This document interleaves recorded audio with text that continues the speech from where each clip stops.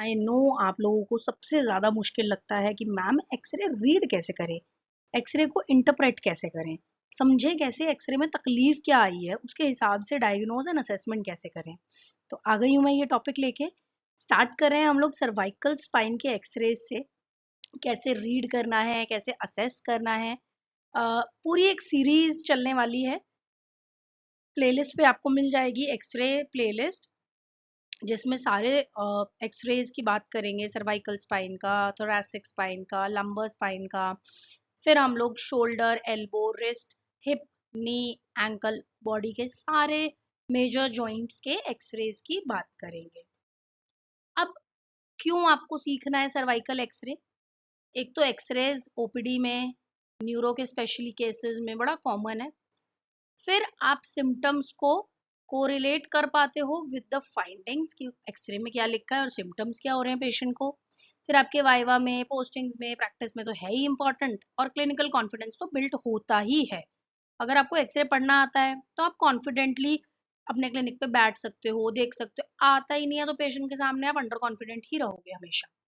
अब इस सेशन में हम लोग क्या क्या सीखने वाले हैं, एक तो अलग अलग क्या क्या व्यूज होते हैं सर्वाइकल स्पाइन के, अनाटमी के बारे में बात कर लेंगे, स्टेप वाइज कैसे इंटरप्रेट करना है। एक्सरे हमेशा ना सीक्वेंस में इंटरप्रेट होता है, स्टेप्स में इंटरप्रेट होता है, ठीक है। स्टेप 1, स्टेप 2, ऐसे नहीं रैंडमली आपने कुछ भी देख लिया और कुछ भी बोल दिया। फिर कॉमन एबनॉर्मलिटीज के बारे में बात कर लेंगे एंड फिजियोथेरेपी का कोरिलेशन कैसे करना है उसके बारे में। अब हम सबसे पहले बात करेंगे सर्वाइकल स्पाइन के जो कॉमन व्यूज हैं। तो एपी व्यू है, लेटरल व्यू है, ओपन माउथ या फिर odontoid view and oblique view. AP की फुल फॉर्म है एंटीरियर पोस्टीरियर व्यू, जो कि ये दिख रहा है आपको। एक सेकेंड, हाँ, ये ए जो है वो एंटीरियर पोस्टीरियर व्यू है, ये बी लेटरल व्यू है, सी ओपन माउथ व्यू है एंड डी ओब्लिक व्यू है, ठीक है। गोल्डन रूल क्या है आपका एक्सरे रीडिंग से पहले? हमेशा पूछो, इसका निमोनिक है simple 3R+Q, right patient, right side and right view. कि भाई ठीक पेशेंट का ठीक एक्सरे देख रहे हो, मतलब जिस पेशेंट का एक्सरे देखना है उसी का देख रहे हो, ठीक साइड का देख रहे हो, राइट साइड है या लेफ्ट साइड है, राइट व्यू देख रहे हो, मतलब एपी व्यू चाहिए आपको या लेटरल व्यू चाहिए, एंड गुड क्वालिटी इमेज होनी चाहिए। एक्सरेज की भी ना क्वालिटीज होती हैं, अलग अलग टाइप के होते हैं। अच्छी जगह से करवाया है या बड़ी एवरेज जगह से करवाया है, मशीन पे भी डिपेंड करता है, सस्ती मशीन थी या ओके क्वालिटी मशीन थी। तो इमेज जो है एक्सरे की वो काफ़ी गुड क्वालिटी होनी चाहिए। ये जब आप क्लिनिकल प्रैक्टिस में बैठोगे तब आप नोटिस करोगे कि हाँ यार, बहुत सी एक्सरेज ऐसी होती हैं जो या तो मतलब बिल्कुल ब्लर होते हैं या बहुत पुअर क्वालिटी के होते हैं, अनक्लियर होते हैं, एंड वेयर एज जो दूसरे अच्छे वाले हैं वो एकदम क्लियर होंगे, बहुत अच्छी क्वालिटी के होंगे। अगर ऐसा आपने कभी नोटिस किया है तो कमेंट्स में क्यू लिख देना, Q, Q. Step wise framework बात कर लेते हैं। आपको याद रखना है ABCS। ABCS मेथड क्या है?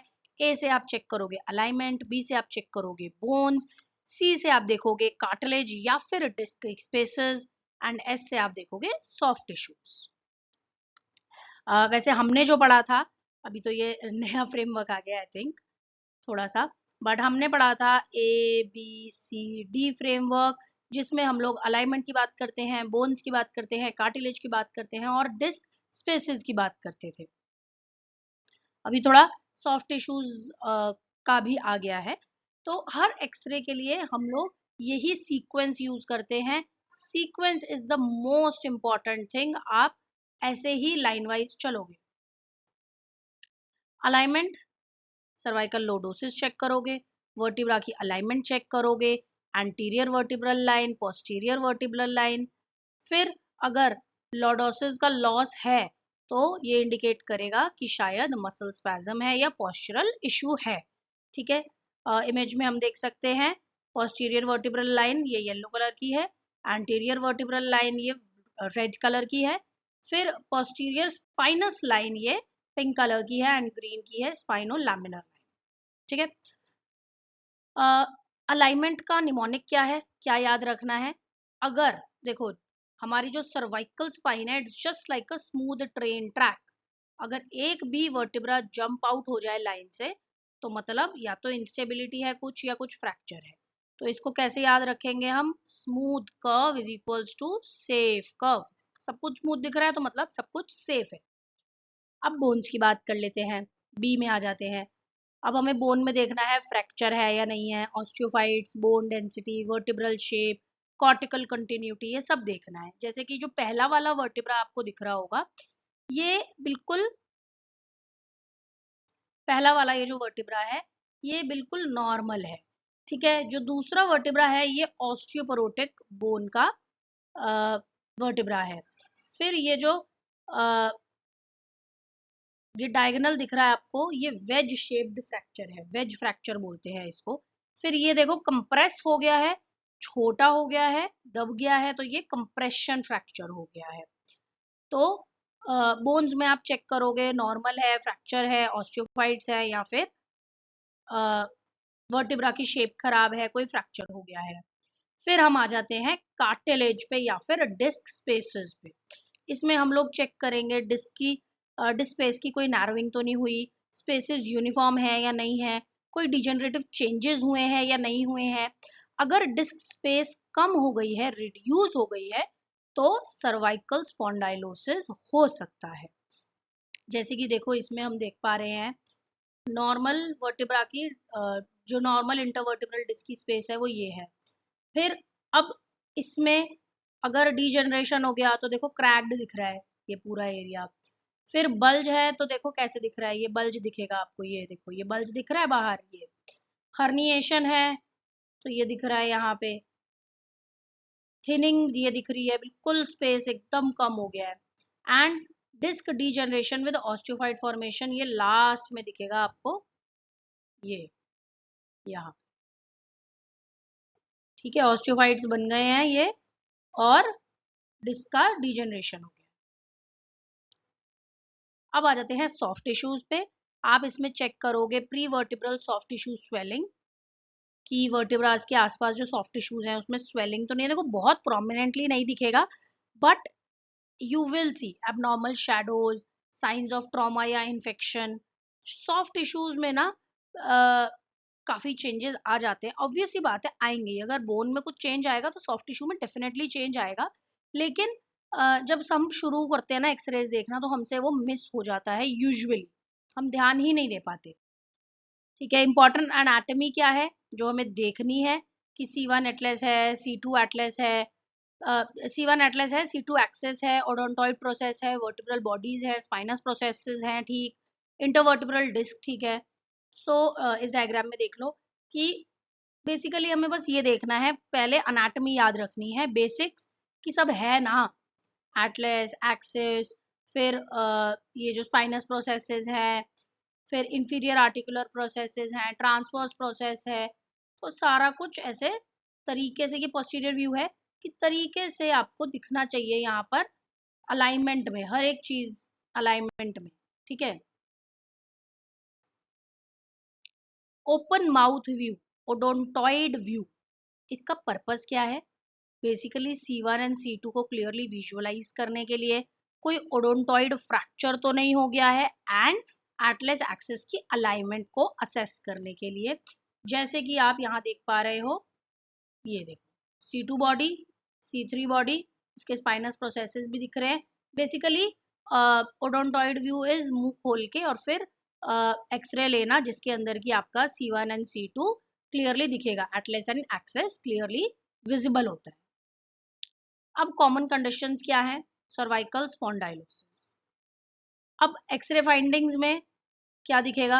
ऑस्टियोफाइट्स, डिस्क स्पेस कम दिखेगी, लॉर्डोसिस का जो कर्व है वो कम हो जाएगा, स्ट्रेटनिंग हो जाएगी, मतलब डीजेनरेटिव चेंजेस दिखेंगे। क्लिनिकल सिम्टम्स जैसे कि नेक पेन, टिंगलिंग या नर्वनेस, स्टिफनेस, पेशेंट कंप्लेन कर सकता है। अब लॉस ऑफ सर्वाइकल लॉर्डोसिस में क्या होगा? सर्वाइकल लॉर्डोसिस खत्म हो जाना मतलब स्ट्रेटनिंग हो जाना नॉर्मल कर्व की।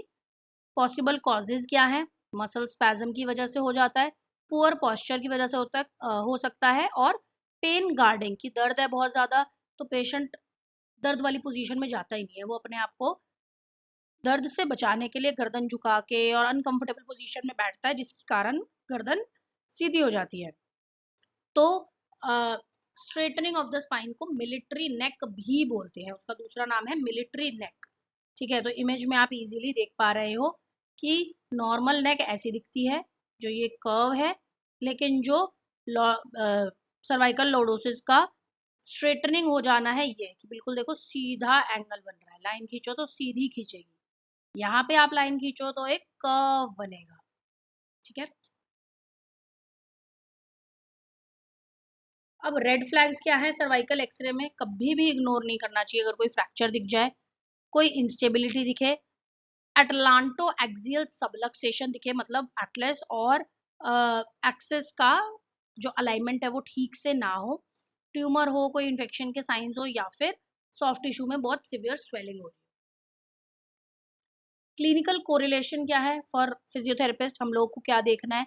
हमें एक्सरे कोरिलेट करना चाहिए सिम्टम्स के साथ, पेशेंट को क्या सिम्टम्स हैं, then go for dermatomes and myotomes, reflexes, फिर पोस्चर एंड फंक्शनल लिमिटेशंस क्या है पेशेंट की, उसके हिसाब से हमें रिलेट करना चाहिए कि हाँ एक्सरे में तो ये चीज दिख रही है और पेशेंट ये चीज कंप्लेन कर रहा है, तो मतलब ये इसकी वजह से है।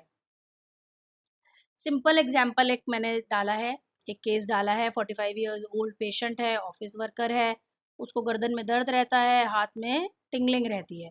एक्सरे में हमें दिखा है C5 C6 की जो डिस्क स्पेस है वो कम है और ऑस्टियोफाइट्स प्रेजेंस है।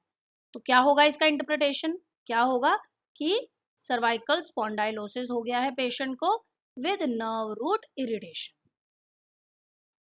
कॉमन मिस्टेक्स जो आप लोग करते हो कि सीधा डायग्नोसिस पे जंप कर जाते हो, अलाइनमेंट देखते ही नहीं हो।